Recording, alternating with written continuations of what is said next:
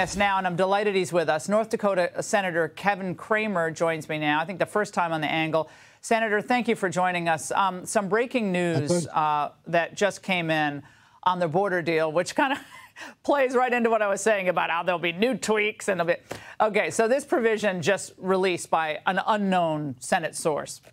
If crossings exceed 8,500 in a single day, DHS would be required to close the border to migrants illegally crossing the border. Now, under the proposal, any migrant who tries to cross the border twice while it is closed would be banned from entering the U.S. for 1 year.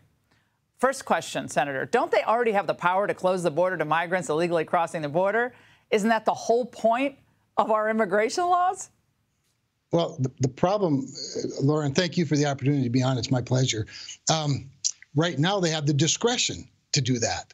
What, near as I can tell from the language you just showed me, which is the first time I've seen it, they're required. It says that the DHS secretary would be required at 8,500. Now, granted, 8,500 is a way too high a number, but there were several days last month when the border would have been shut down instead of letting, say, 10,000, 12,000 people in. So I guess you could say it's an increment in the right direction, and at least it's a mandate as opposed to the discretion, but it is nonetheless in the right direction. Senator Kramer, if you did a town hall this week in North Dakota and got 500 people to show up just on this issue, and you said, okay, a deal that I'm considering supporting would actually still allow President Biden to wave in millions of migrants over the next year, but we're going to maybe get a few other things on foreign workers and more foreign worker visas and thousands more. What do you think the reaction to the crowd in North Dakota would be? I have a hunch. Well, if I presented it like that, they would probably run me out. That's the truth. Yeah, but that's the true way to present it. No. But I would do a more thorough job with it. I'd want to know where the workers going to work. Farm workers, North Dakotans would say, great, we need more of them. Energy workers, wow, we need more of them. Oh, in the medical field, we'd like some more of those. But that's not what this bill is largely about from everything that we've known so far. Not seen text, remember, none of us have seen text. None of the critics have seen text.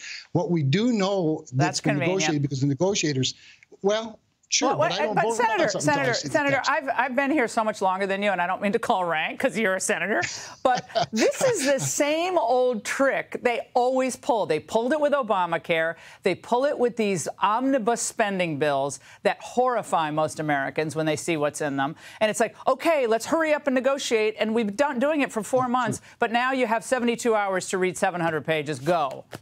That's no way to legislate. It's a complete and utter scam. And that's what's happening. It certainly is not. It certainly is not, except that nobody's called for the vote. Laura, I don't know how much time we're going to have to make the decision after we actually get to see the text.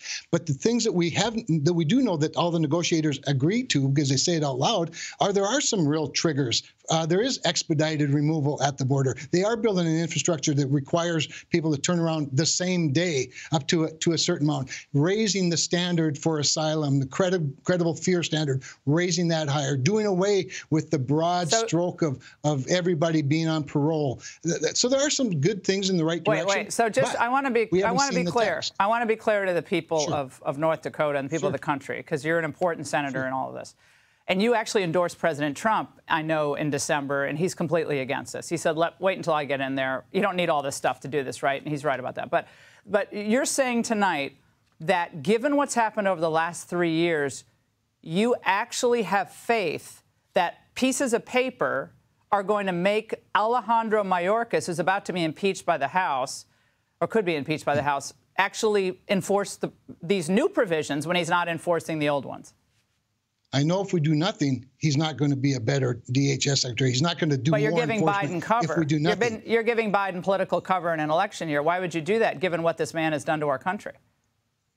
Well, listen, I endorsed Donald Trump early this time, and I endorsed him really early the last time. And the only reason I didn't endorse him earlier this time was because my governor was running. Having said all of that, there's no question Donald Trump will use these tools to much greater effect than Joe Biden does. But I don't think we should reserve the crisis for October to give Joe Biden cover, because anybody that knows anything knows Joe Biden has already lost this argument. He's already allowed 10 million people into the interior of the country illegally. So it's not like he's going to one day be known as the guy that took care of the border crisis. Right.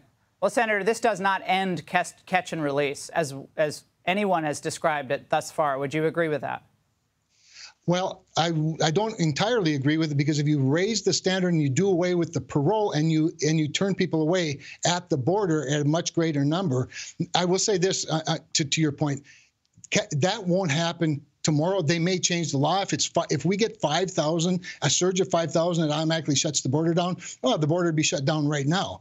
But if we have infrastructure to do the asylum reviews at the border for 5,000, then you eliminate catch and release. Clearly, right, it's Senator, not all going to happen overnight. All right. Well, we'll be watching this closely, and we really appreciate your coming on tonight. Thank you so much. Hey, Sean Hannity here. Hey, click here to subscribe to Fox News YouTube page and catch our hottest interviews and most compelling analysis. You will not get it anywhere else.